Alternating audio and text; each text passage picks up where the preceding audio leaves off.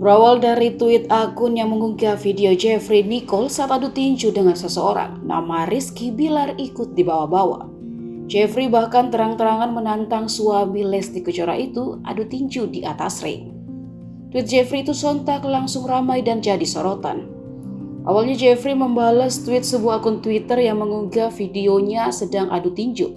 Di situ Jeffrey menuliskan jika masih ada 3 orang yang nantangin. Lalu ada seorang warganet yang meminta Jeffrey Nicole menantang seorang laki-laki yang menyebabkan keributan di media sosial.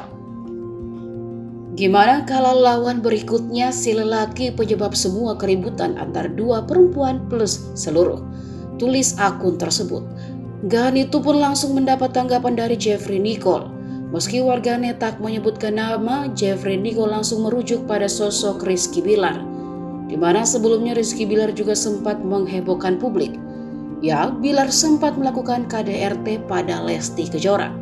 Lu aturin dah tuh si Bilar sekalian, ungkap Jeffrey Nicole. Sontak saja tweet Jeffrey Nicole itu langsung ramai di sosial media.